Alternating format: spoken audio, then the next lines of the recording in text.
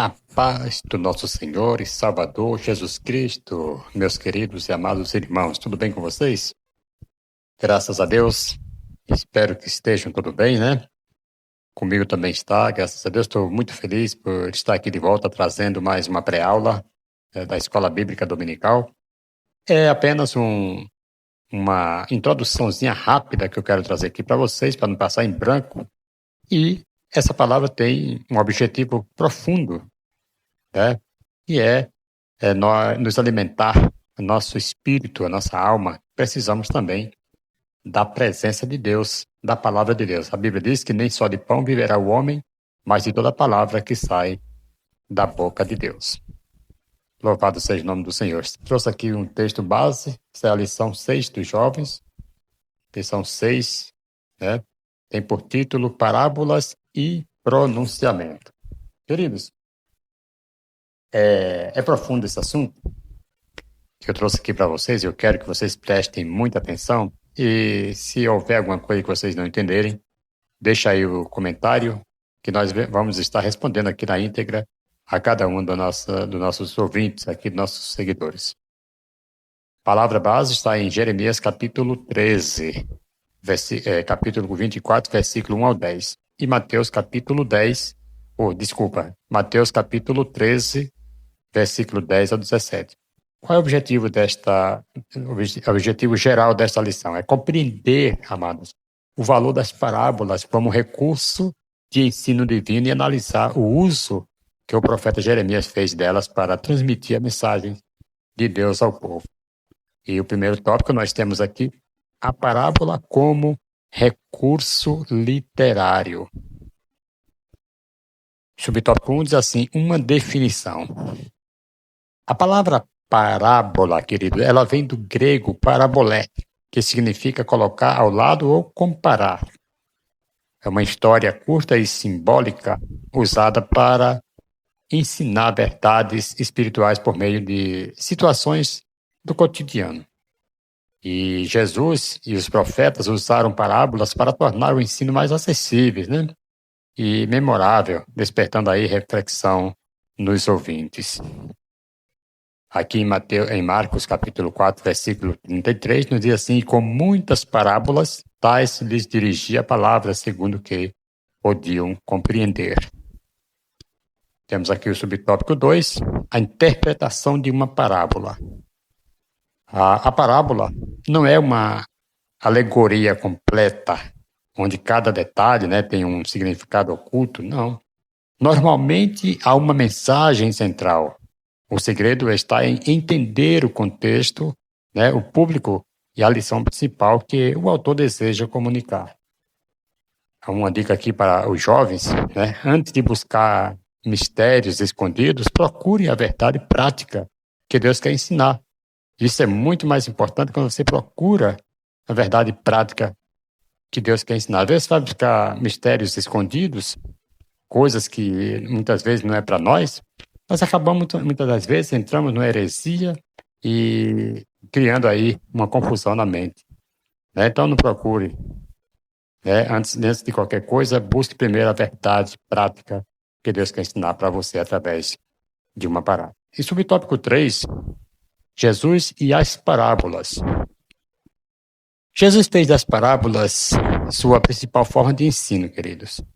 Foi por meio delas, né? Ele revelava o reino de Deus, usando imagens do cotidiano, né? Por exemplo, o semeador, o pastor, o pai, o filho, né? O pai e o filho pródigo, a dracma perdida. Todos esses ensinos aqui, Jesus trouxe aqui uma parábola, né? Para mostrar o cotidiano de que se vivia naquela época. Para os discípulos, amados, as parábolas revelam verdades. Para os incrédulos, elas ocultavam o entendimento. Então, para os discípulos que estavam ouvindo, revelavam ali a verdade. Mas para quando Jesus não queria que outras pessoas entendessem, ocultava ali o entendimento, né? Conforme está lá em Mateus capítulo 13, versículo 10 ao 3. Né? 13 e 11 diz assim, porque a vós é dado conhecer os mistérios do reino dos céus, mas a eles não lhes é dado. Isso é Mateus 13 e 11. Tópico 2, o Antigo Testamento e as parábolas. Aqui no subtópico 1, parábolas no Antigo Testamento. As parábolas não começaram com Jesus. Os profetas lá do Antigo Testamento, eles já usavam as histórias simbólicas e comparações também para repreender o povo e transmitir verdades espirituais. Então, Jesus, né, que não somente ele usava que os costumes dos profetas do Antigo, né, do Velho Testamento, do Antigo Testamento. Exemplo, aqui, por exemplo, né, o profeta Natan, ele contou uma parábola ao rei Davi sobre o homem rico e o cordeirinho, né? Lá em 2 Samuel, capítulo 12, né, versículo 7, levando-o ao arrependimento. Então, o profeta Natan ele foi ali com essa parábola, falando, né, de um homem que tinha muitas ovelhas e tal, e que chegou um viajante, e falando ali para Davi, quando Davi peca ali com Betseba, né, mulher de Urias, e ali levou Davi ao arrependimento, né? Então, já existia parábola desde o Velho Testamento, o Antigo Testamento, como forma que eu pude mostrar aqui para vocês, Natan, né? E o subtópico 2, as parábolas do Antigo Testamento. Alguns exemplos marcantes aqui que eu quero trazer para vocês, né? Lá no livro de Juízes, capítulo 9, versículos 7 ao 15, nós podemos ver ali a parábola das árvores que queria um rei. E lá em 2 Samuel, capítulo 12, versículo 1 ao 7, nós vamos ver ali a parábola do cordeirinho, né, que eu acabei de falar aqui agora, Natan falando para Davi. E lá em Isaías, capítulo 5, versículo 1 ao 7, nós podemos ver ali a parábola da vinha. E em Ezequiel, capítulo 17 e o capítulo 24, parábola do reino e o caldeirão. E lá em Jeremias, capítulo 13 e o capítulo 24, nós vemos as parábolas do cinto e dos figos. Então, essas histórias aqui, irmãos, elas uniam profecia e arte narrativa, né? Prendendo ali a atenção do povo e revelando a gravidade do pecado. Aí tem pessoas que falam assim, mas ele está usando coisas que não é verdade no público. Não. Às vezes, quando é uma parábola, sim, vamos dividir aqui as coisas. Não podemos inventar coisas, né? Na nossa mente, na nossa própria cabeça, mas devemos sim fazer uma parábola, né, para levar uma reflexão para os ouvintes. Vamos aqui ao subtópico 3, os profetas e as parábolas. Os profetas, amados, eles eram mestres na arte de comunicar o invisível por meio do visível. Eles usavam recursos simbólicos, né, comparativos e visuais para despertar o povo. Suas parábolas eram mais do que ilustrações, eram atos proféticos carregados de significados espirituais. Jeremias, por exemplo, ele não apenas falava, mas ensinava, né, suas parábolas com uma mensagem uma mensagem viva de Deus. Então ele não apenas falava, não, mas ele ensinava, ele mostrava ali a parábola que era ali uma mensagem viva de Deus. O tópico 3, parábolas de Jeremias. Subtópico 1, a parábola do cinto de linho, Jeremias, né, 13, versículo 1 ao 11.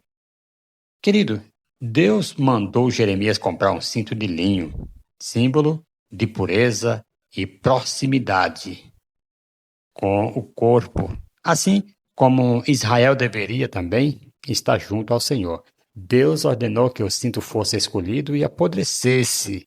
Quando Jeremias o encontrou inutilizável, né? Deus explicou: assim se estragará o orgulho de Judá, pois este povo é meu e não quer ouvir as minhas palavras. Está lá em Jeremias capítulo 13, versículo 9 e 10. Aí temos aqui uma aplicação maravilhosa para nós. Quando o povo amado se afasta de Deus, ele perde o brilho, a utilidade e o propósito original, como um cinto apodrecido. Isto é horrível, então devemos andar coladinho com Deus, grudadinho com o Senhor. Vamos ao subtópico 2. Né? Os dois cestos de figos, lá em Jeremias 24, versículo 1 a 10. Né? Jeremias viu 2 cestos diante do templo, né? Um com figos bons, né, simbolizando ali os exilados que seriam restaurados, outro com figos ruins, representando os que ficaram em Jerusalém e seriam destruídos. Então Deus mostrou que, mesmo na correção, ele ainda tinha planos de esperança para um remanescente fiel. Né, Jeremias 24:6 fala assim: porei os meus olhos sobre eles para o bem. Então Deus aqui tinha e tem planos de esperança na vida do remanescente fiel. Aquele que permanecer, né, você que está ouvindo, você que está aí neste canal, né, nos acompanhando aqui, Deus, ele tem planos de esperança para a sua vida. Talvez você pense que tudo está terminado, tudo está acabado. Deus ainda está pondo os olhos sobre você para o bem. Né? Jeremias 24, versículo 6. Vamos ao subtópico 3, uma aplicação necessária. As palavras de Jeremias, querido, elas nos lembram que Deus fala de muitas formas e que a obediência é a chave para permanecer útil e frutífero. É só obedecer ao Senhor, só obedecer a sua palavra. O mesmo Deus que corrige é o que restaura, amados. Assim como Jeremias, nós somos também chamados a ouvir, entender e viver a palavra. Né? Nós somos chamados, nós somos convidados a ouvir, entender e viver a palavra de Deus. Aqui, Mateus capítulo 7, versículo 24, vai nos dizer: mais o que ouve a palavra e pratica, este é semelhante ao bom, ao homem prudente. Ouça isso no nome de Jesus. Temos aqui uma parábola, né, do lenço limpo e o lenço sujo. Um pregador, certa vez, ele segurou 2 lenços diante da congregação.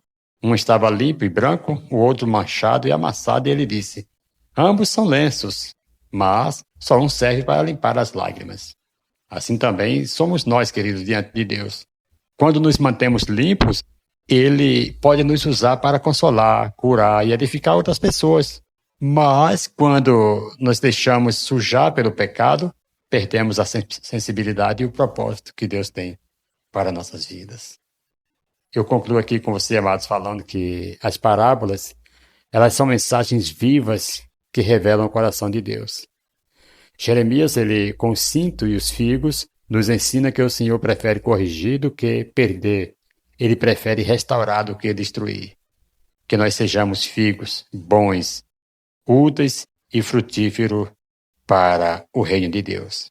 Amados, fica aqui essa lição e também uma mensagem de reflexão para mim, para nossas vidas, para a minha e para a sua vida, né? Louvado seja o nome do Senhor.